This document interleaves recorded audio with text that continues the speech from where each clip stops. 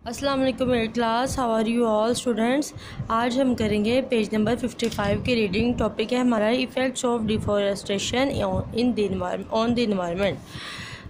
जंगलात के कटाव का हमारे माहौल पर क्या असर है। Deforestation has many adverse effects on the environment.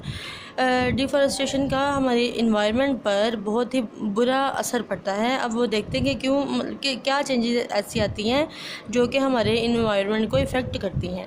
It changes weather and climate, और ये हमारी आबो हवा और हमारे मौसम में तब्दीली लाती हैं, उनको चेंज करती हैं। Roots of trees hold the soil, दरख्तों की जो जड़ें ज़मीन के अंदर होती हैं। Cutting of trees leads to soil erosion and fertile part of the soil is lost through this process. अब ये दरख्त काटने से क्या होता है कि वहाँ पर जो है कई बार जो ज़मीन इस तरह की हो जाती है कि वहाँ पर उसकी ज़रखेज़ी बरकरार नहीं रहती और वहाँ पर कोई भी दरख्त दोबारा से नहीं उगाया जा सकता इस प्रोसेस के ज़रिए। व्हेन फॉरेस्ट आर कट, जब दरख्त काटे जाते हैं, rate of evaporation is reduce, तो एवेपोरेशन का प्रोसेस जो है वो कम हो जाता है, विच रिज़ल्ट इन लेस रेन। और जब एवेपोरेशन का रेट कम हो जाएगा तो वो बारिश में भी कमी आने लगेगी। Deforestation decrease the carbon dioxide consumption by the plants, increasing its amount in the environment. Deforestation से हमारी जो कार्बन डाइऑक्साइड है वो कम हो जाती है, क्योंकि प्लांट्स की इसको ज़्यादा ज़रूरत पड़ती है, इसलिए प्लांट्स इसको सही से अब्जॉर्ब नहीं कर पाते और ज़्यादा अमाउंट इसका जो है वो हमारे इन्वायरमेंट में आ जाता है। This leads to the increased greenhouse, और इससे ग्रीन हाउस इफेक्ट में चेंज ज़्यादा हो जाता है।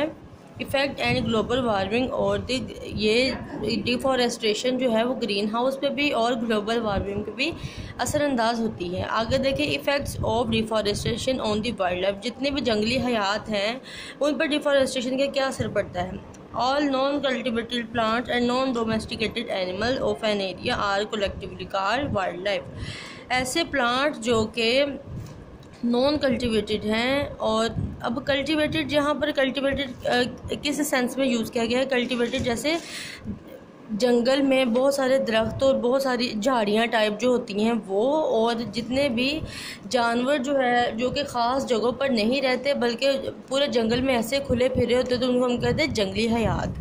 Deforestation destroys the habitat of wildlife. जंगलात के कटाव से वाइल्ड लाइफ का जो हैबिटेट, उनकी रहने की जगह है, वो मुतासिर होती है, वो तबाह हो जाती है। The extinction risk of wild life is increase while the natural balance maintain by the wild life is disturb. इस तरह उनका जो लाइफ स्टाइल है वो बहुत डिस्टर्ब होता है और वो सही से अपनी लाइफ को मेंटेन नहीं कर पाते। ये देखें ज़रा।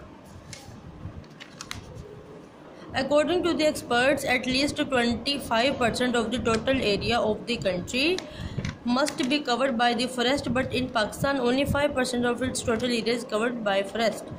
वैसे अगर टोटली बात की जाए, एक्सपर्ट कहते हैं कि 25% एरिया जो है मुल्क का उसमें होने चाहिए फॉरेस्ट, लेकिन पाकिस्तान में ओनली 5% एरियाज़ ऐसे हैं जहाँ पर फॉरेस्ट हैं। Human activities have increased the proportion of the carbon dioxide in the air from 0.03 to 0.04% in about 100 years. इंसानों की एक्टिविटीज़ कुछ इस तरह की है कि उनकी एक्टिविटीज़ की वजह से कार्बन डाइऑक्साइड की अमाउंट जो है वो ज़्यादा हो रही है हमारे इन्वायरमेंट के अंदर, जो कि डेंजरस है। Scientist think that if this trend is continued, the amount of carbon dioxide in the air will be doubled by the middle of the next country. Scientist का कहना है कि अगर इसी तरह इंसान की एक्टिविटीज़ इस तरह की रहीं कि डबल अमाउंट में कार्बन डाइऑक्साइड जब हमारे एयर में आता जाएगा तो वो हमारे लिए नुकसानदेह है। ठीक है, बाकी इंशाल्लाह हम कल पढ़ेंगे। अल्लाह हाफिज़।